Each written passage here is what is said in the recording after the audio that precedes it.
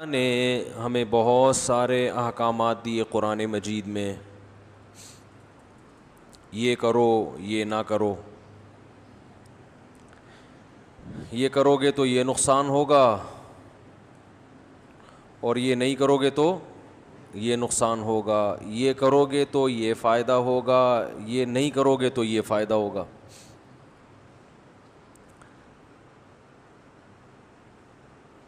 جب کوئی شخص آپ کو آرڈر دیتا ہے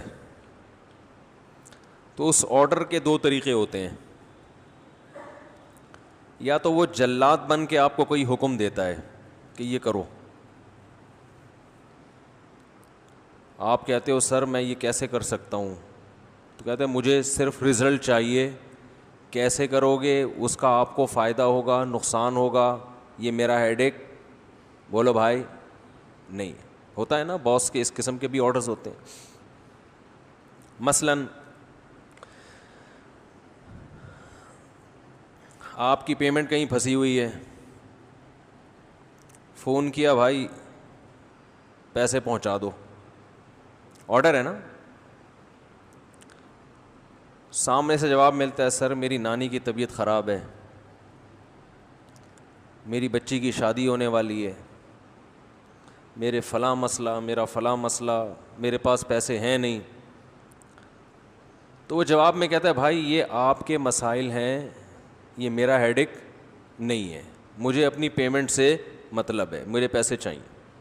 ہوتا ہے کہ نہیں ہوتا؟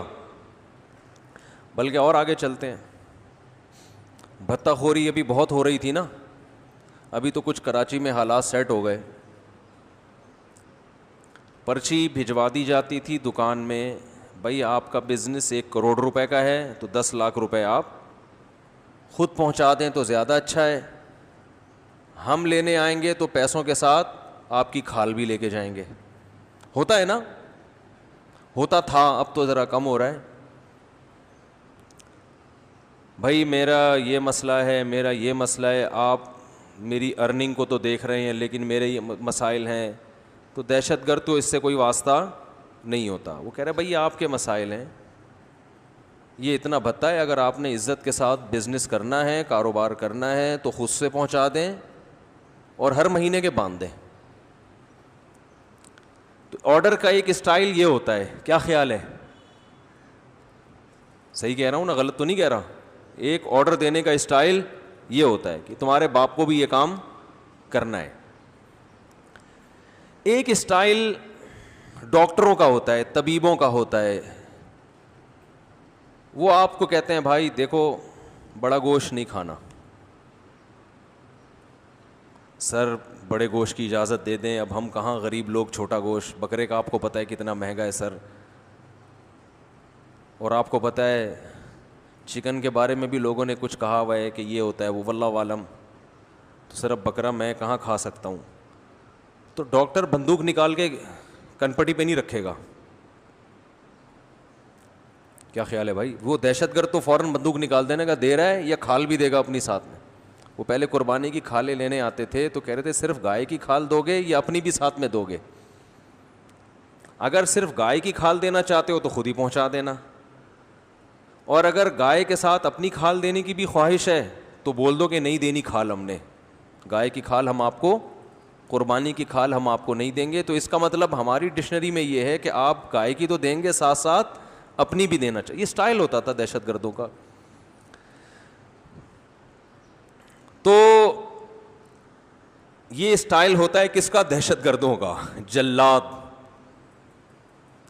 ایک سٹائل ہے ڈاکٹر کا، ڈاکٹر بھی آپ کو کچھ چیزوں سے منع کرتا ہے، حکیم بھی منع کرتے ہیں، بھائی آپ نے بڑا گوشت بولو نا نہیں کھانا، آپ کہتے ہیں سر یہ میں کہاں سے چھوٹا گوشت، آپ خود سوچیں، میں ویسے ہی اتنا چھوٹا ہوں، چھوٹا گوشت خریدنے سے تو اور چھوٹا ہو جاؤں گا میں، کچھ طرز کھا لیں میرے اوپر، بکرے تو سارے صدقے کے نام پہ کٹ جاتے ہیں، اس لیے بکرے کا گوشت تو ویسے ہی مہنگا ہو گیا ہے، غریبوں میں راشن تقسیم کرنا، دالیں دینا، یہ تو صدقہ ہمارے معاشرے میں ختم ہو گیا، بکرے کو بھینٹ جب تک نہ چڑھائیں تو ان کا صدقہ کمپلیٹ ہوتا نہیں ہے۔ صدقے کے بکرے کے یہ ریٹ ہیں، نارمل بکرے کے یہ ریٹ ہیں. پھر وہ صدقے کا بکرا اتنا چھوٹا اتنا مریل, وہ خود بیچارہ واجب التصدق ہوتا ہے کہ اس کے اوپر صدقہ کیا جائے. میں تو جب بھی گزرتا ہوں نا پنجرے میں بکرے بند ہوتے ہیں, میں ساتھیوں سے کہتا ہوں یار میری طرف سے 5 روپے کا لوسن اس کو کھلا دینا یار. تو ڈاکٹر کو جب آپ کہتے ہیں کہ بڑا گوشت میں نہیں کھا سکتا, تو ڈاکٹر بندوق نکال کے کن پڑی پہ نہیں رکھتا کہ تیرے باپ کو بھی چھوڑنا پڑے گا. ایسے کرتا ہے ڈاکٹر. آپ کا خیر خواہ ہے. آپ جب اسے کہتے ہیں کہ بھائی میں ڈاکٹر صاحب میرے لیے بڑا گوشت چھوڑنا بڑا مشکل ہے, میں دنیا چھوڑ دوں گا, بڑا گوشت نہیں چھوڑ سکتا, میں دنیا چھوڑنے کے لیے تیار ہوں, پٹھان ہوٹل کے پراٹھے چھوڑنے کے لیے تیار نہیں ہوں. صحیح ہے نا. لوگ کہتے ہیں کہ بھائی وہ گھی والے پراٹھے ہیں, ہم بھی کھاتے ہیں, اللہ تعالیٰ حفاظت رکھے. سر میں دنیا چھوڑنے کے لیے تیار ہوں, میں حلوہ پوری پوریوں کی دکان پہ دیکھو پراٹھا پھر بھی اچھا ہوتا ہے. اللہ کے بندو, یہ جو ربڑ کی پوریاں ہیں نا یہ تو بالکل ہی بیڑا غرق کر رہی ہیں. حلوہ پوری صبح سب چیزیں گھی میں, پورے گھی کے ڈبے کھا رہے ہیں حلوہ پوری کے نام پہ. خیر کھائیں, اپنے خرچے پہ کھا رہے ہیں. لوگ پھر بولتے ہیں میڈیکل سائنس میں بہت ٹانگ اڑانے لگے ہیں مفتی صاحب. تو آپ ڈاکٹر کو کہتے ہیں کہ میں دنیا چھوڑ سکتا ہوں, میں بریانی نہیں چھوڑ سکتا, میں حلوہ پوری نہیں چھوڑ سکتا, میں گول گپے نہیں چھوڑ سکتا. ابھی کل میں گیا اپنے پرانے دوست احباب سے ملنے, تو ہمارے ایک ریلیٹو تھے, گٹکے سے ان کا انتقال ہو گیا. جوان تھے بالکل, 35 سال عمر ہوگی, میرڈ تھے, بچے بھی تھے ان کے. تو گٹکے سے نا کینسر ہوا منہ کا, بالآخر ان کا انتقال ہو گیا. تو ان کی جو اہلیہ تھیں وہ بھی ہمارے گھر والوں کے سے ان کا بھی تعلق تھا, دوستی تھی. تو میں وہاں ان کے ریلیٹو سے پوچھ رہا تھا کہ وہ تو بیچاری بیوہ ہو گئیں اور ان کے بچے یتیم ہو گئے, بڑا ترس کھا رہا تھا نا. تو گٹکا کیسی خطرناک چیز ہے یوں کہہ رہا تھا میں. تو انہوں نے کہا کہ ان کی جو بیوہ ہے نا وہ میت پہ جب رو رہی تھی تو ان کے منہ میں بھی گٹکا تھا. کیا اسٹائل ہے بھائی. یعنی شوہر کا انتقال, میاں بیوی دونوں گٹکے کے عادی تھے. شوہر کی میت پڑی ہوئی ہے, بیوہ کو غم ہے, تو غم دور کرنے کے لیے استعمال کیا ہو رہا ہے, گٹکا. تسلیاں کہ اللہ تعالیٰ مغفرت فرمائے, ایک تو یہ تسلی ہوتی ہے نا اللہ مغفرت فرمائے, بھائی سب کا ایک دن متعین ہے, موت تو برحق ہے, اور ابھی آپ ان سے جدا ہو گئی, یہ ہمیشہ کے لیے جدائی نہیں ہے, برزخ میں انشاءاللہ ملاقات ہو جائے گی.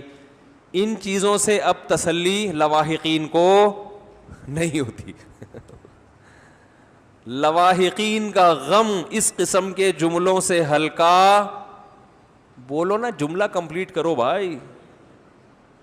انا للہ و انا الیہ راجعون, دعا ان کو پڑھ کے سنائی جائے کہ بھئی ہم اللہ ہی کے لیے, ہم نے اللہ ہی کی طرف لوٹ کر جانا. یہ پہلے چلے گئے, آپ اس کے بعد آئیں گی. یہی جب بیوہ کوئی عورت ہو جاتی ہے یہی تسلی دی جاتی ہے نا. بھائی کہتے ہیں ہم ہیں نا, ہم ہیں نا, تمہارا میاں مر گیا تو ہم بھائی ہیں, ہم تمہیں سپورٹ کریں گے. محلے والے کہتے ہیں بھائی ہم ہیں, اپنے بچوں کا یتیم بچے اب ہمارے ہی بچے ہیں. ان چیزوں سے اب تسلی نہیں ہو رہی. تسلی ہو کس سے رہی ہے, بھائی گٹکا کھائیں گے تو دماغ کیا ہوگا, ریلیکس ہوگا. تو میں یہ کل کا واقعہ, یہ نہیں واقعہ تو پرانا ہے لیکن کل پتہ مجھے کل چلا ہے کہ انا للہ ہو گیا میاں کا, اور ہوا کس سے, گٹکے سے. اور بیوہ خاتون, وہاں خواتین گواہی دے رہی ہیں کہ جب یہ میت پہ رو رہی تھی تو ان کے منہ میں بھی کیا تھا, گٹکا تھا. تو یہ عبرت ہے بھائی. یہ تو وہی میں کہہ رہا ہوں کہ لوگ کہتے ہیں بھائی دنیا چھوڑ دیں گے, حلوہ پوری نہیں چھوڑیں گے, گٹکے نہیں چھوڑیں گے. کئی کیسز آ چکے ہیں. خیر, تو ڈاکٹر کا جو اسٹائل ہوتا ہے, اب وہ یہ نہیں ہوتا کہ بندوق نکال لے کہ تو کیوں نہیں چھوڑے گا, تو کیسے نہیں حلوہ پوری چھوڑے گا. ڈاکٹر آپ کو موٹیویٹ کرے گا کہ دیکھو یہ تم کہہ رہے ہو نا کہ کھا کے مر جانا یہ بہتر ہے بھوکا رہ کے زندہ رہنے سے, یہ سب ڈائلاگ ہیں. گٹکے والے کو ڈاکٹر سمجھائے گا, دیکھو جب کینسر ہوگا نا تمہیں تو چیخو گے, چلاؤ گے, پھر یہ نہیں کہو گے چلو مر گئے تو کیا ہوا, پھر کہو گے یار یہ میں کیوں مر رہا ہوں, ابھی ساری دنیا زندہ اچھلتی کودتی گھوم رہی ہے, میں نہ کچھ کھا سکتا ہوں, میرا جبڑا کاٹ دیا ڈاکٹر, بڑی اذیت والی زندگی گزرے گی. تو ڈاکٹر اس طرح سے آپ کو موٹیویٹ کرے گا کہ نہیں کرے گا؟ کیونکہ وہ آپ کا خیر خواہ ہے. بے شک تھوڑی دیر کے لیے ہو, فیس دے رہے ہیں, لیکن اس وقت وہ بہرحال یہ شو کرے گا کہ میں آپ کا خیر خواہ ہوں, میں آپ کی بھلائی چاہتا ہوں, اگر وہ صحیح ڈاکٹر ہوگا. آپ کہہ رہے ہیں ڈاکٹر صاحب چھوٹا گوشت بہت مہنگا ہے, میں نہیں کھا سکتا, میں تو بڑا ہی کھاؤں گا. تو ڈاکٹر کہے گا بھائی تھوڑا کھا لو, جتنی جیب اجازت دیتی ہے اتنا کھا لو, اور اگر چھوٹا نہیں کھا سکتے تو گوشت کھانا کوئی ضروری نہیں ہے, انڈا کھا لو, اس میں بھی بڑے زبردست پروٹین ہوتے ہیں. تو آرام سے اس کی حکمتیں مصلحتیں آپ کو بولتے کیوں نہیں بھائی, سمجھائے گا وہ. اور پھر یہ بھی بتائے گا بھائی یہ جو آپ کھاؤ گے نا بڑا گوشت سستے کے چکر میں, یہ آپ نہ چھوڑ دیں بڑا گوشت کھانا, میں ایک مثال دے رہا ہوں. بڑا کھائیں, اسلام نے حلال کیا, بڑا گوشت بھی چھوٹا گوشت بھی, جو ذائقہ بڑے میں ہے وہ چھوٹے میں نہیں ہے. نہاری بڑے کی بنتی ہے, بلکہ اونٹ کی بہت ہی بڑے کی بنتی ہے, وہ تو اونٹ کی بنتی ہے, ٹھیک ہے نا, وہ چھوٹے موٹے بڑے کی بھی نہیں بنتی, وہ تو بہت بڑے کی بنتی ہے.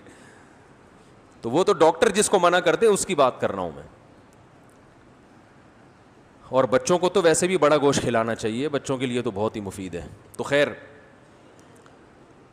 میں ایک مثال دے رہا ہوں. تو ڈاکٹر سمجھائے گا کہ بھائی آپ سستے کے چکر میں اپنی صحت برباد نہ کریں. اب وہ آپ کو آلٹرنیٹ بتائے گا.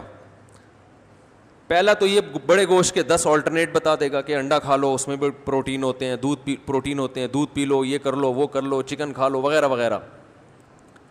اور پھر آپ کو نقصانات بھی بتائے گا کہ دیکھو یہ جو سستے کے چکر میں ابھی بڑا کھا رہے ہو پیسے بچانے کے لیے, تو دواؤں پہ جو خرچہ ہوگا نا وہ سارا یہاں نکل جائے گا. جب بلڈ پریشر کی دوائیں لے کر آؤ گے اور کولیسٹرول کم کرنے کے لیے دوائیں کھاؤ گے, پھر ڈاکٹر کی فیسیں, پھر ٹیکسی کا کرایہ, پھر رکشے کا کرایہ, وہ سب کیلکولیٹ کر کے دیکھو تو چھوٹا ہی پڑے گا وہ, ٹھیک ہے نا. وہ چھوٹے گوشت کا خرچہ ہی اس میں پورا ہوگا. تو یہ ڈاکٹر کا کام ہوتا ہے جب وہ کسی بات کا آرڈر دیتا ہے اور وہ یہ دیکھتا ہے کہ سامنے والے پر اس کا اثر نہیں ہو رہا, تو وہ اس کی حکمتیں بھی بتاتا ہے اور اس کے انجام سے بھی آپ کو ڈراتا ہے. قرآن مجید میں اللہ نے ہمیں جو احکامات دیے ہیں ان احکامات کا انداز دہشت گرد والا نہیں ہے, ان کا انداز وہ ہے جو ایک طبیب کا اور ایک خیرخواہ کا انداز ہوتا ہے. سمجھ رہے ہیں کہ نہیں سمجھ رہے ہیں؟ اب مصیبت یہ ہے کہ لوگ ڈاکٹروں کی رپورٹس کو تو بہت شوق سے پڑھتے ہیں, سنتے ہیں, ڈاکٹروں کے احکام کو, سیاستدانوں کے احکام کو, ماہرین معیشت کی آراء کو تو سنتے ہیں, اللہ کے آرڈرز کو سننے کے لیے تیار نہیں ہے. ڈاکٹر کی جو کے آرڈرز ہوتے ہیں, حکیموں کے آرڈرز, ان کا ہماری ظاہری باڈی سے تعلق ہوتا ہے. اللہ تعالیٰ کے جو احکام ہیں ان کا ہماری روحانی باڈی سے تعلق ہوتا ہے. معاشرے میں ایک اچھا انسان بنانے کے لیے جو احکامات ضروری ہیں وہ احکامات اللہ نے ہمیں دیے ہوتے ہیں, اور وہ قرآن کے علاوہ کوئی اور نہیں دیتا. تو میں یہ عرض کر رہا تھا کہ اللہ تعالیٰ کے جو احکامات ہیں نا, اللہ نے جو ہمیں آرڈرز دیے ہیں, اللہ نے جو ہمیں احکامات دیے ہیں, وہ جلاد بن کے نہیں دیے. ہر حکم میں اللہ بسا اوقات حکمتیں بیان کرتے ہیں. جو میں نے آیت پڑھی, فرمایا کہ اللہ پہ اعتماد کرو, توکل کرو, اس کا فائدہ یہ ہوگا اللہ تمہیں کافی ہو جائے گا. وَيَرْزُقْهُ مِنْ حَيْثُ لَا يَحْتَسِبُ, تمہیں ایسی جگہ سے روزی دے گا جہاں سے تمہارا گمان نہیں ہوگا. تو یہ اللہ آرڈر بھی دیتا ہے